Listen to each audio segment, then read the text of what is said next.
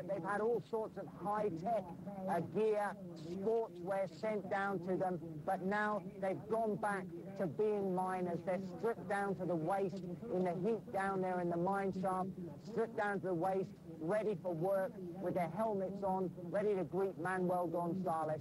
And now it looks like he's going on some kind of a tour through the workshop area. Remember that where the Plan B drilled through to was the mine workshop, where scoops, where backhoes, where trucks would be repaired underground. Right. And above ground, on the national government TV pictures, we can see Sebastián Piñera, the Chilean president, and his wife watching everything that is going on. You know, the miners as well. Carl, I think you can also see, Carl, you can also see one of the miners getting ready, getting clothes on. A lot of the miners don't have shirts on, but you see one of the miners very clearly has the custom-made outfits that each miner is going to have as they ascend.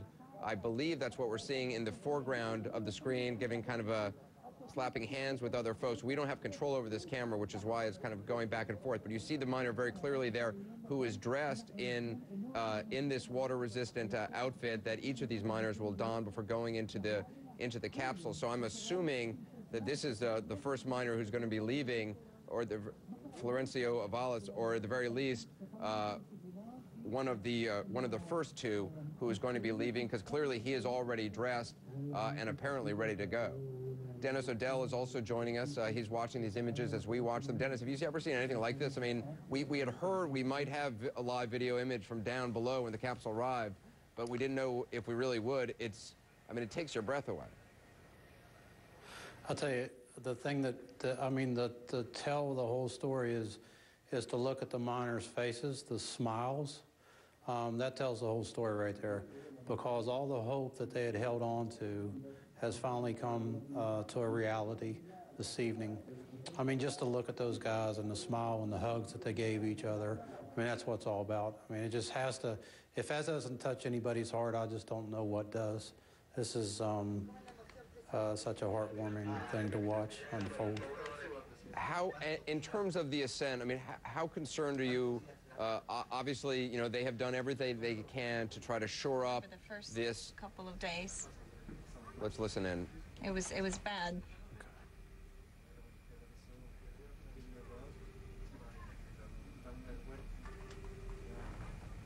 I'm not exactly sure where this sound is coming from, but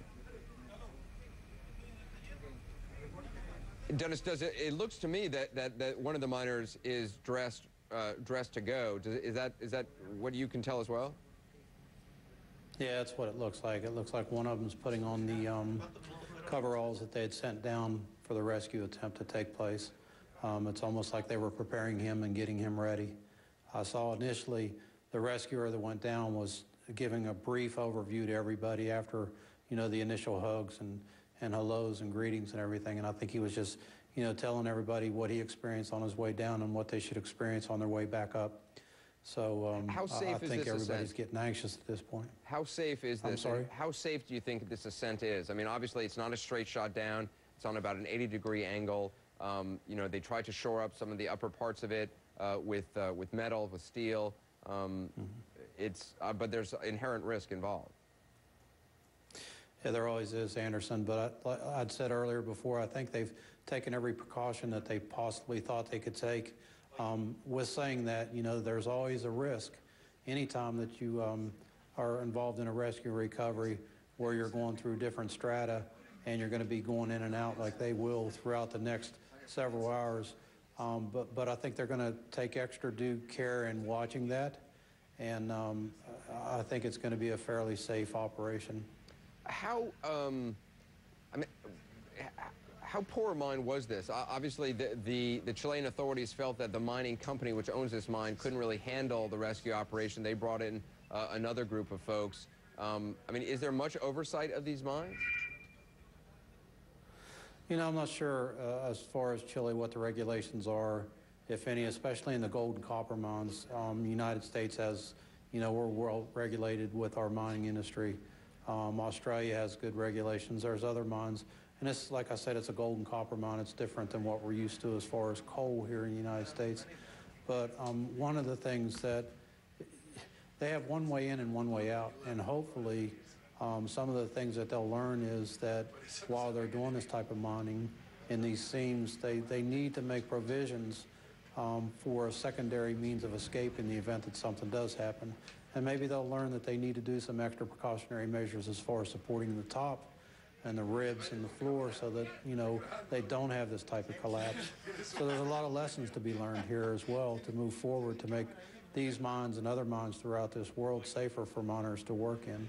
Chilean authorities have been criticized early on for not doing enough to oversee mines, to oversee the safety of the workers in those mines, but they've received high marks for the response after this incident occurred, for giving this high-level attention from very early on. This certainly has had the attention of the Chilean people and therefore the politicians as well. You've seen the president of Chile all over this place tonight, and we've been seeing pictures of him throughout this evening.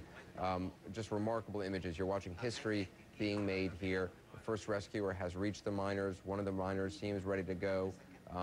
We've got to take a, do we have to take a break here? We've got to take a very quick break. We'll come back and show you the miner as he heads for home. We'll be right back. The next big thing from Lexus is not a car. It's the idea that a car that will never have an accident may be possible. In pursuit of this goal, Lexus developed the world's most advanced driving simulator, where a real driver in a real car can react to real situations without real consequences. The breakthroughs we innovate here may someday make all cars safer. This is the pursuit of tomorrow. This is the pursuit of perfection. Recently, a whole new kind of cloud came to St. Cloud, Minnesota. Ask me what a cloud feels like. And here are the first real people to sleep on those brand new clouds. Ask me what it feels like to be comforted by a cloud. A new Temper Cloud Supreme by Tempur-Pedic.